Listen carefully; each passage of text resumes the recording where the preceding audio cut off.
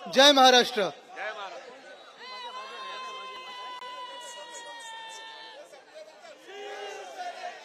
दहीहंडी नंतर करू संपल्यानंतर करूया. मला बघायचंय पण मला नीट बघू द्या. आता आपण वेगळे थर लावतोय. हंडी आपल्याला एक मोठी फोडायची आहे.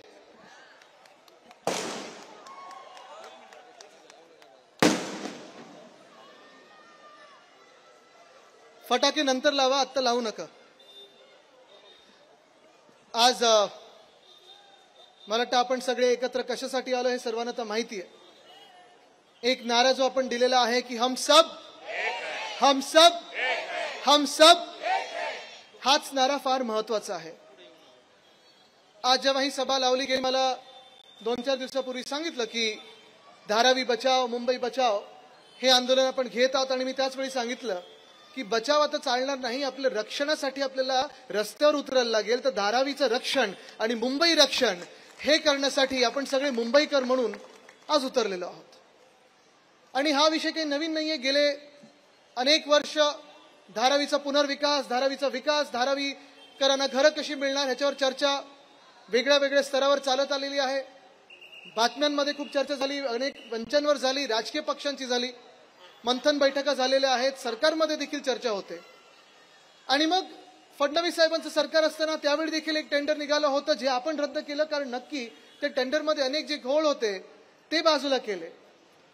आपलं सरकार आलं, महाविकास आघाडीचं सरकार आलं आणि ह्या धारावीच्या पुनर्विकासाचं काम आपण मार्गी लावत होतो. बरं, एक तसं पाहायला गेलं तर कोणी मला विचारलं की आदित्य तुम्हाला एवढा रस काय याच्यात? तर आम्ही शेजारीच राहतो. कलानगर म्हणजे धारावीच्या शेजारचं आणि शेजार धर्म पाळणं हा खूप महत्वाचा असतोच. पण सध्या स्थिती जी मुंबईत बनत चाललेली आहे, 2 वर्षापासून जे आपण आंदोलन हाती घेतलेलं आहे, आपला एक मोर्चा पण झाला होता मागच्या वर्षी, महाविकास आघाडी म्हणून आपण सर्व पक्ष, सगळेच मित्र पक्ष एकत्र आलो, धारावीकर म्हणून आपण एकत्र आलो, मुंबईकर म्हणून एकत्र आलो. आपला विरोध कुठच्याही एका व्यक्तीला नाही. आपला विरोध ना अदानीना आहे, ना अदानी समूहाला नाही, कोणालाही एका व्यक्तीबद्दल आहे. आपला विरोध त्या व्यक्तीबद्दल आहे जो व्यक्ती मुंबईला लुटायला निघालेला आहे, जे लोक मुंबईला विकायला निघालेले आहेत. आपण त्यांना विरोध करणार म्हणजे करणारच. त्यांना मुंबई लुटू द्यायची नाही आपण, त्यांना मुंबई विकू द्यायची नाही आपण. पण असंच सहज मुंबईला मोडून गुजरातकडे नेता येत नाही. तर मुंबई एका उद्योजकाच्या घशात घालायची. म्हणजे काल परवाकडे मला कोणीतरी सांगत होतं, मिंदी अदानीच्या खिशात आणि मुंबई अदानीच्या घशात, हे असं सगळं वातावरण बनत चाललेलं आहे. ह्या विषयाला किती ह्याच्यावर बोलायचं, किती चर्चा करायची, काय नक्की बोलायचं हे आता आपण ठरवलं पाहिजे. कारण ठरवणारे तुम्ही आहात. जे काही आपण पाहतोय, GRच्या माध्यमातून पाहतोय, पेपरमधून वाचतोय, जेव्हा हे टेंडर दिलं गेलं, खरं तर टेंडर निघालं पाहिजे होतं 300 एकरचंच. त्याचसोबत अजून काही एकर म्हणजे 540 एकरचं एकंदर टेंडर निघालं होतं. त्याच्यात रेल्वेची जमीन आहे, टाटा पॉवरची रिसिव्हिंग स्टेशनची जमीन आहे, माहीम नेचर पार्क जे आपण ह्या टेंडरमधून, ह्या भूखंडातून बाजूला केलं होतं. माझी स्पष्ट भूमिका आहे, माहीम नेचर पार्क आहे, आपली कांदळवनं आहेत, तिला सुरक्षित ठेवलं पाहिजे, कुठच्याही बिल्डरच्या घशात गेली नाही पाहिजे.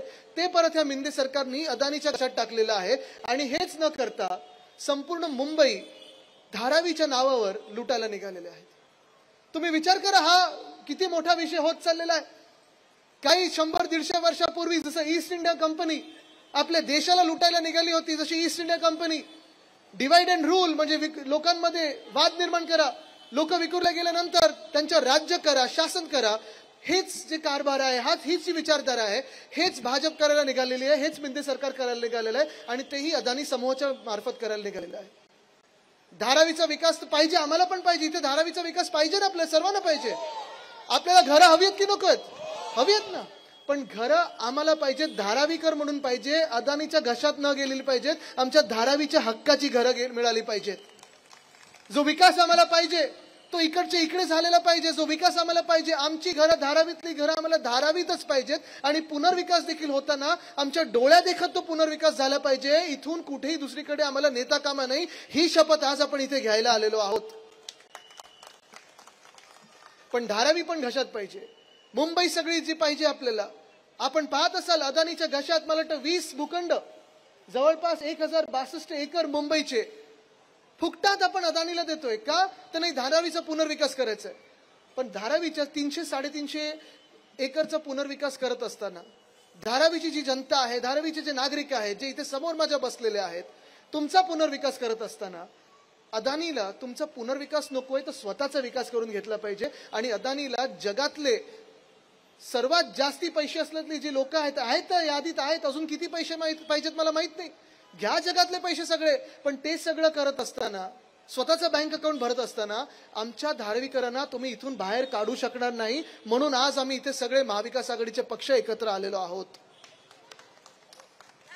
तुम्हाला आश्वासन देत आहे मी, कुठच्याही परिस्थितीत आपण धारावीकरांना हात लावू देणार नाही. पुनर्विकास पाहिजे, पण आम्हाला धारावीचा पुनर्विकास पाहिजे. अदानी समूहाचा विकास नको, आम्हाला धारावीकरांचा विकास पाहिजे. इथे ज्या इमारती होतील त्या धारावीकरांच्याच इमारती होतील, हा विश्वास आम्हाला सरकारकडून पाहिजे.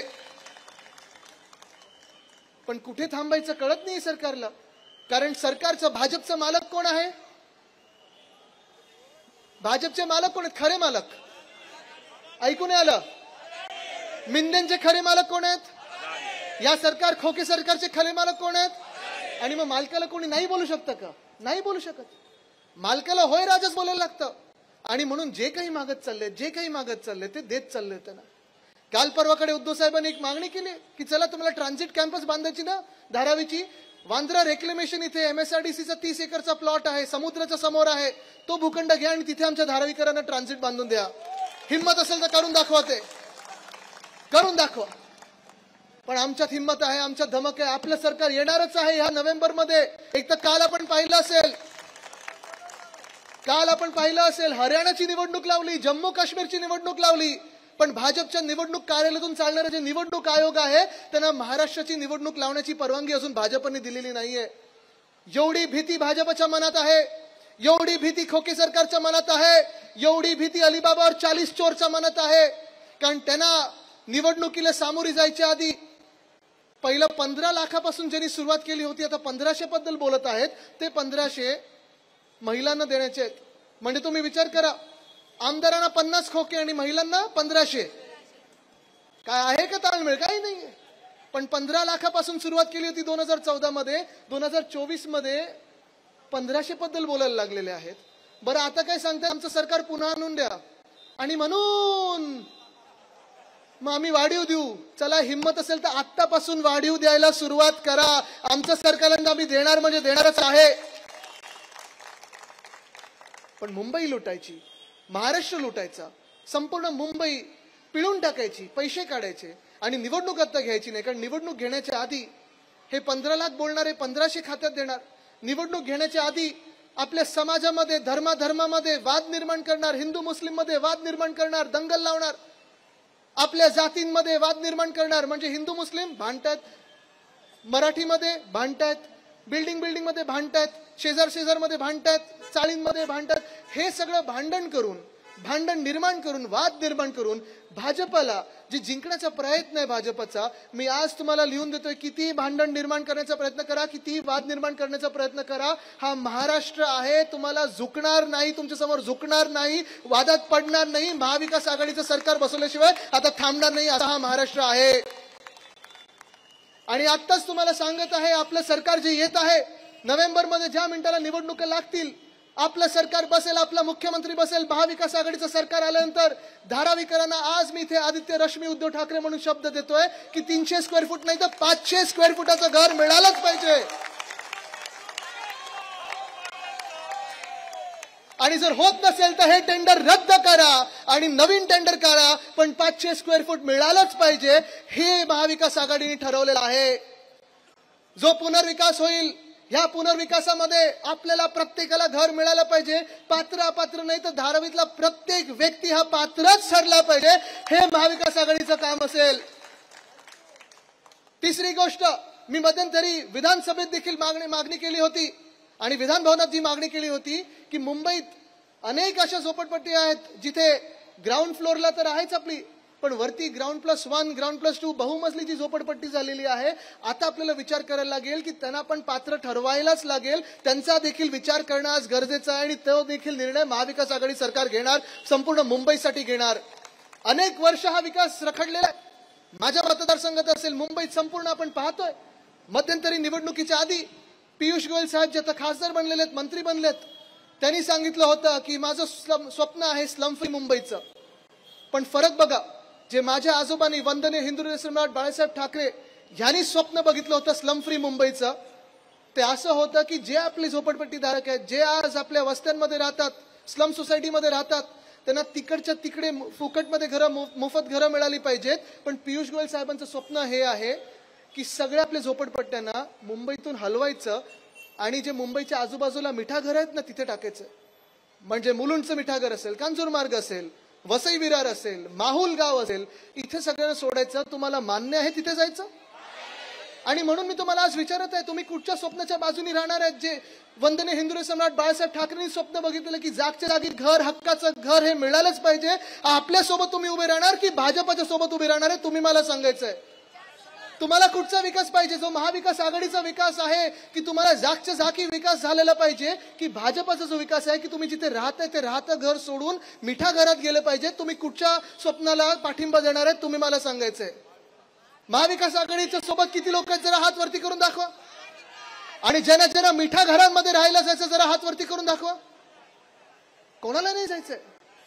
पण आज जे मी सांगत आहे, भांडण अशी निर्माण करायची, वाद अशी निर्माण करायचे की महाराष्ट्र मागे जाणार कसा, महाराष्ट्रात विकास होणार नाही कसा, महाराष्ट्र पुढे जातोच कसा, हे जी पोटदुखी आहे भाजपच्या मनात, ही जी पोटदुखी आहे मिंदेंकडे, ती दुर्दैवी आहे. आपण पाहतोय गेले 2 वर्ष खरं तर हे खोके सरकार, मिंदे सरकार आपल्या डोक्यावर बसवल्यानंतर आपल्याला वाटलं होतं की महाराष्ट्राचा झपाट्याने विकास होईल, महाराष्ट्रामध्ये तरुणांना नोकऱ्या मिळतील, महिला सुरक्षा हा एक विषय समोर आहे आपल्या, शहरांचा विकास होईल, शेतकरी आहेत ते खुश असतील. पण आज आपण पाहतोय प्रत्येक वर्ग जो आहे, शेतकरी हैराण आहेत, शेतकरी आत्महत्या वाढत चालल्यात. महिला सुरक्षेचं तर बोलूच नका. सायन हॉस्पिटलमध्ये एक केस झालेली आहे, महिला डॉक्टरवर अटॅक झालेला आहे, पण अजून मला वाटतं मुख्यमंत्री काही बोलले नाहीत. बोलले असतील ते मला माहित नाही. पोलीस भरती 17,500 पदांसाठी पोलीस भरती घेतली होती, भर पावसामध्ये घेतली होती. पुणे जिल्ह्यात आंदोलन झालं, गडचिरोलीत आंदोलन झालं, चला पोलीस भरती घ्यायला तरी लागले, चला चांगलं आहे. पण 17,500 पदांसाठी किती मुलं आली होती माहिती का मुंबईमध्ये? 18 लाख मुलं महाराष्ट्रभरातून पोलीस भरतीसाठी आली होती. विचार करा महाराष्ट्राची परिस्थिती आज जॉब्समध्ये काय आहे, नोकऱ्यांमध्ये काय आहे. महाराष्ट्र सिक्युरिटी फोर्स MSF त्यांचा विषय तसाच सांगून ठेवलेला आहे, SRPFचा विषय तसाच सांगून ठेवला होता, जिल्हा बदली जातो, आपण सोडवला. पण जसा आपला विषय आहे घरांचा, तसा पोलीस हाऊसिंगचा देखील विषय आहे, तो देखील अजून सोडवलेला नाहीये. त्यांच्यावर दंड लावलेला जो आहे हे देखील विषय सोडवले नाहीत. आज विषय जो राहतो तो हा वाद निर्माण करण्याचा राहतो. इथे मी सांगतो, इथे मला वाटतं मुस्लिम बांधव देखील अनेक आलेले आहेत. काल परवाकडे उद्धव साहेबांनी स्पष्ट सांगितलेलं आहे, वक्फ बोर्डची जागा असेल किंवा आपली हिंदू मंदिरांची जागा असेल, भाजपला घालायची ती अदानीच्या घशात, ती आपण कदापि हात लावू देणार नाही, कदापि हात लावू देणार नाही.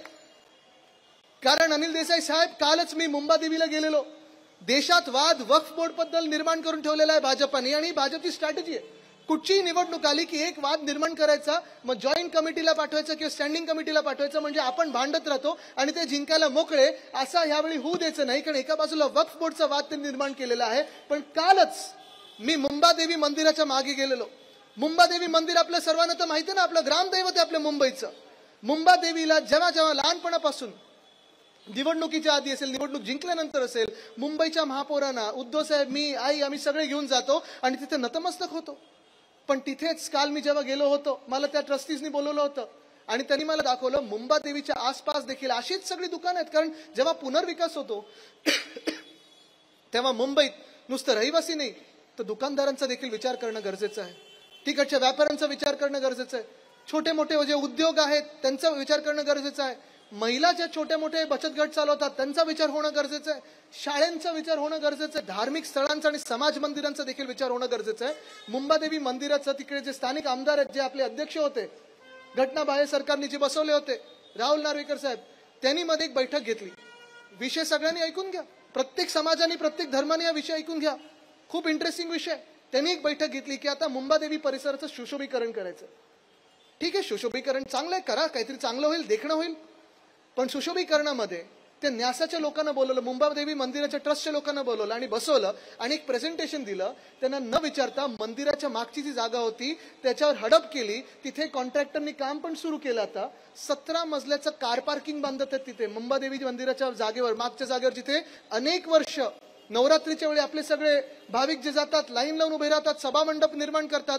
त्याच जागेवरचा कार पार्क नागपूरच्या कुठच्या तरी कॉन्ट्रॅक्टरला दिलेला आहे. नागपूरचा कॉन्ट्रॅक्टर भाजपचा जवळ आहे की नाही मला माहित नाही, पण ती जागा देखील कॉन्ट्रॅक्टरच्या घशात. मंदिराच्या मागे 17 मजली इमारत, म्हणजे आता ही किती मजले मला माहित नाही, पण बघा तुम्ही किती मजले होणार. मंदिर तर झाकलं जाणार, मंदिराला सुरक्षेचा धोका निर्माण होणार. आणि हे सगळं झाल्यानंतर मंदिराच्या मागे कार पार्क आहे, तिथे पोलीस जाऊन ते कार पार्क बंद करणार, कारण सुरक्षेचा धोका निर्माण होतोच. सिद्धिविनायकच्या बाहेर देखील आपण गाड्यांचं पार्किंग करू नाही शकत. पण हा सगळा न विचार करता तिकडचे दागिने बाजारला उठवायचे, तिकडचे जे आजूबाजूला सगळे जे दुकानदार आहेत सगळ्या जाती धर्माचे त्यांना उठवायचं आहे, मुंबईला मारायचं या लोकांना. आणि म्हणून भाजप आणि मिंदे आपल्या डोकर बसलेलं आहे. हा धारावीचा विषय एक आहे, मुंबादेवीचा एक विषय. जसं मी सांगितलं, वक्फ बोर्ड बद्दल चर्चा होताना हिंदू मंदिरांवर देखील त्यांचा डोळा आहे. अयोध्येचा जे पूर्ण आजूबाजूची जागा घेतली आहे, लोधा साहेबांनी जागा घेतलेली आहे. बिल्डर आहेत लोधा, मला माहित नाही ते आमदार आणि तेच एकत्र आहेत की नाही, पण ही जागा कारसेवकांसाठी तुम्ही फुकटात देणार आहात की लोकांना विकणार आहात, हा विचार देखील आपण केला पाहिजे. वाराणसीचा जो कॉरिडॉर बांधलेला आहे, अनेक मंदिरं, 800, 900, 1000 वर्षापूर्वीची मंदिरं, मी जेव्हा तिथे गेलो होतो दर्शन घ्यायला, तिकडच्या पुजाऱ्यांनी मला सांगितलं की साहब हमारे पुराने मंदिर थे, मूर्तियां थी, स्टोन कटर से काट दिया मूर्तियों को, मंदिरों को तोडा गया. स्वतः शंकराचार्य महोदयांनी सांगितलेलं आहे की आज आपण पाहतोय वाराणसी असेल, अयोध्या असेल, जुनी मंदिरं ही तोडलेली आहेत, स्टोन कटरनी मूर्त्या तोडलेल्या आहेत. आणि हे आता आपल्यामध्ये वाद निर्माण करायला लागलेले आहेत. हा विचार आपल्याला करायचा आहे की आपण अशा लोकांना सरकारमध्ये पुढे बसू देऊ शकतो का, हा विचार आपण करायचा आहे. वक्फ बोर्डवर नसेल किंवा हिंदू मंदिरं असतील, हे जे स्वतःच्या घशात टाकायला निघालेले आहेत, आपण आपली एकजूट कायम ठेवणार आहे की त्यांच्या प्रोपगँडाला बळी पडून विखुरले जाणार, हा विचार आपण करायचा आहे. धारावीमध्ये सर्वेक्षणाच्या वेळी अनेक लोक कोणाला कोणाला विकत घेण्याचा प्रयत्न करतील, कोणाला किती खोके कोणाला धोके हे देखील देण्याचा प्रयत्न करतील, धमकवण्याचा प्रयत्न करतील. मी तुम्हाला आज विचारतोय, तुम्ही त्या खोके धोक्यांना आणि धमक्यांना बळी पडणार आहात का? तुम्हाला ठरवायचंय, बळी पडणार असेल तर तुम्ही ठरवा बळी पडणार आहे, मग घरांचा विचार करायचा नाही, मग धारावीचा विचार करायचा नाही. पण जर बळी पडणार नसाल, लढणार असाल स्वतःच्या हक्कासाठी, तर आम्ही सगळे तुमच्या खांद्याला खांदा लावून लढल्याशिवाय राहणार नाही. आज हा तुम्हाला शब्द द्यायला मी इथे आलेलो आहे. आहेत ना आमच्या सगळ्यांवर समोरून मागून सगळीकडून वार होत आहेत. कदाचित तुम्ही कोणी नाही बोललात अदानीला, तुमच्यावर पण ईडी, आयटी, सीबीआय येईल. घाबरणार आहात का तुम्ही? नाही घाबरू शकत आपण, कारण ही जमीन आपली आहे. ह्या जमिनीसाठी, ह्या मुंबईसाठी आपण लढलोच पाहिजे. गेले 2 वर्ष मुंबई महानगरपालिकेत जे घोटाळे चाललेले आहेत, रस्त्यांचा घोटाळा, मागच्या वर्षी देखील 6000 कोटीचा घोटाळा, ह्या वर्षी देखील 6000 कोटीचा घोटाळा. हे दोन्ही वर्षी जर आपण बघितले तर 12,000 कोटी रस्त्यांवर उधळपट्टी चाललेली आहे. पण आज मुंबईची परिस्थिती अशी आहे की मुंबई सगळीकडे खोदकाम सुरू आहे, सगळीकडे खोदलेलं आहे, पण एक सुद्धा रस्ता पूर्ण झालेला नाही. मुंबई महानगरपालिका जेव्हा शिवसेनेच्या हातात होती, श्रद्धाताई मला वाटतं महापौर देखील होते, अनेक महापौर राहिलेले आहेत. मुंबई महानगरपालिका 1997 मध्ये जेव्हा आपल्या हाती आली तेव्हा 600 कोटीची तूट होती.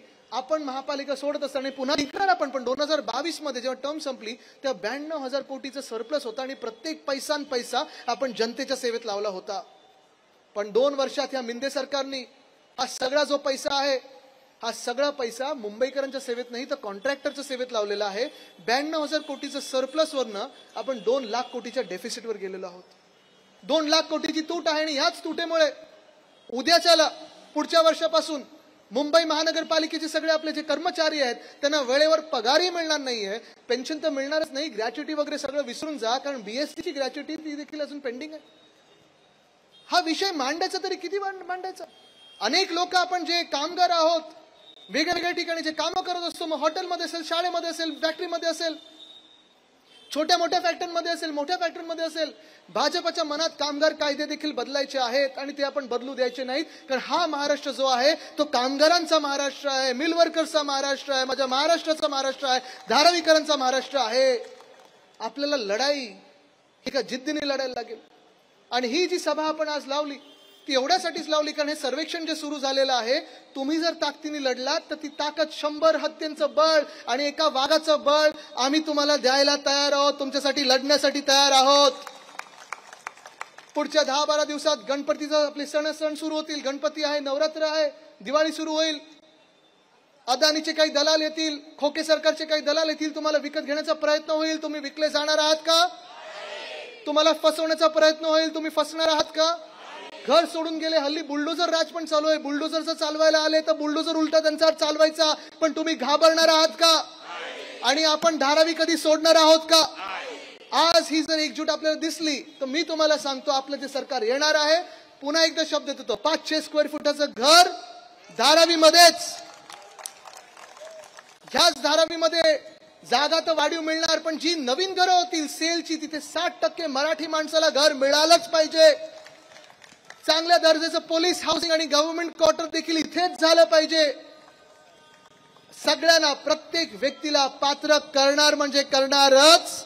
आणि जातपात धर्म न बघता सगळ्यांची सेवा करणार. आणि त्या महाराष्ट्राच्या विधान भवनात पुन्हा एकदा या धारावीचा आवाज गेला पाहिजे. ही ताकद इथून दिसली पाहिजे. धन्यवाद. जय हिंद, जय महाराष्ट्र, वंदे मातरम. एबीपी माझा, उघडा डोळे बघा नीट.